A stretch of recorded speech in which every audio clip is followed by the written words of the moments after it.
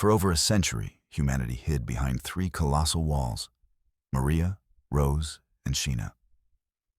Those walls were names spoken like prayers and promises, ramparts against a world the people inside had been taught to fear. Beyond the stone, the legend said, walked titans, enormous, malformed figures that devoured humans with blank, terrible smile. No one inside the walls remembered the true shape of the world. They remembered only fear and the ritual of survival. That fragile order was shattered the day the Colossal Titan appeared. Towering above Wall Maria, it kicked, and a gate that had stood for generations splintered open. Fire, wind, and screaming poured through Shingeki. In the chaos, a boy named Eren Yeager lost the one thing that had held him to childhood: his mother, crushed beneath rubble and taken by a titan's jaws. Grief turned Eren to rage. "I will kill them all," he swore, a promise that would grow into something far larger and more terrible than he could then imagine. Eren grew, like those around him, into the military's brutal regimen.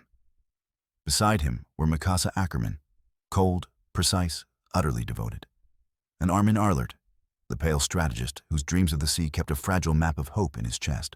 They joined the Survey Corps, the branch that dared to step beyond the walls and learn what lay outside. There, under the command of men like Commander Erwin Smith, whose ideas could move men to sacrifice, and Captain Levi, whose blade read the battlefield like scripture, young soldiers learned that courage and loss are stitched tightly together. On their first true mission, titans flanked and fell upon humanity again. Eren, driven by grief and fury, charged. He was swallowed. When the dust settled, another titan, savage and single-minded, burst from the beast and tore through its kin. Where that titan collapsed, Eren stood. He had become what he had sworn to destroy, a titan who could shift back into a human. That revelation twisted the war into a different shape. Power, it turned out, could be inherited and wielded, and it raised unbearable questions. Who do you trust when a weapon wears a face you loved? Betrayal soon proved the cruelest lesson. Rainer Brown, steady and dependable, revealed himself as the armored titan. Berthold Hoover, quiet and reserved, exposed himself as the colossal titan that had shattered the wall. Annie Leonhardt, aloof, controlled, became the female titan. Soldiers who shared bread found themselves facing friends across a battlefield. Trust shattered, and the war was no longer only against mindless beasts, but against conspirators who had lived among them. The Corps pushed relentlessly toward truth. In the ruins of Eren's childhood home, they found his father's journals, hidden in a basement that held answers no one expected. The diaries unfolded, a history erased. The people inside the walls were Eldians, descendants of an empire that once commanded the power of titans. Across the sea, a nation named Marley had built its identity upon that power, using titans as instruments of war and branding Eldians as an enemy to be controlled. The world outside had not vanished. It had continued with politics, borders, and grudges. The walls, instead of protecting the last humans, had become a cage that hid a complicated, ugly truth. The scale of the conflict widened. Zeke Yeager, Eren's half-brother, appeared with his own vision, a plan of sterilization that he presented as mercy, an attempt to end suffering by preventing further generations of Eldians. Eren rejected some of Zeke's methods while sharing a similar desperation, the desire to end persecution at its roots. The founding titan carried strange rules. The power was bound to royal blood, and that limitation bent strategies toward manipulation and tragedy. History's weight pressed on every decision. As the two sides collided, the Survey Corps struck even at the heart of Marley. The raid laid bare the mechanical cruelty of war. Children trained to hate, ordinary people conscripted into a logic that turned victims into instruments. The scouts' raids forced soldiers to face that the enemy, too, had faces and losses. The simple line between good and evil blurred into a map of harms and responses. Sacrifices multiplied. Erwin's final gambit, a charge that bled the Corps to win a single moment of tactical advantage, became legend and an ongoing argument about whether knowledge justifies such costs. Armin's cunning saved lives at the expense of his own safety. Levi's blade exacted brutal revenge again and again.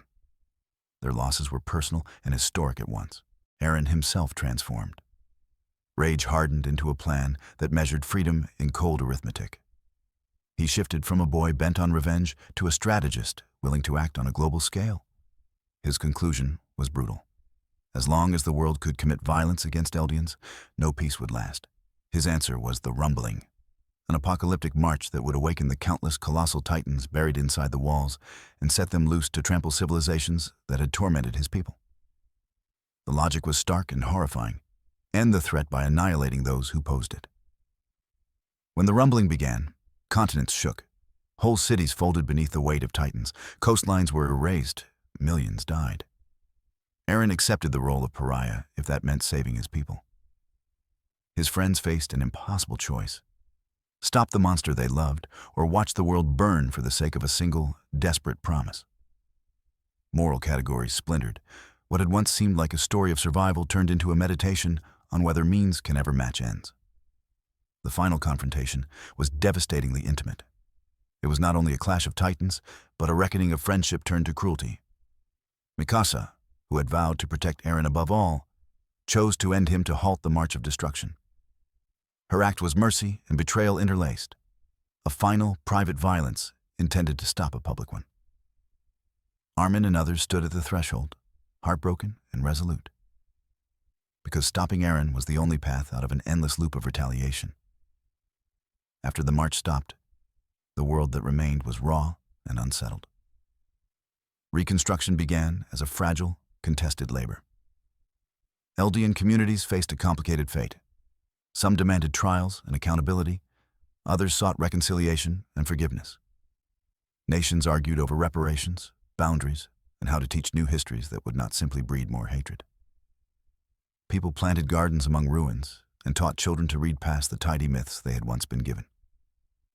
Memory, not amnesty, became the currency of the next generation, remembering the dead, testifying to wrongs, and trying, imperfectly, to change the future. Attack on Titan refuses tidy judgment. It asks whether freedom purchased by crushing others can claim a moral high ground, and how inherited humiliation warps choices across generations. Eren's arc, childhood vengeance hardened into an apocalyptic plan, forces the question: when survival itself demands atrocity, what part of our humanity are we willing to trade away? This retelling preserves those sharp edges while shaping the narrative for voice, cinematic in scope, intimate in its emotional beats, and deliberate in rhythm. It is a story about walls, stone and imagined, and about what it costs to tear them down. When the dust settled, survivors did not find tidy answers. They found work, the slow, painful labor of rebuilding trust, rewriting narratives, and deciding whether to keep building walls or to open the doors and risk living beyond them.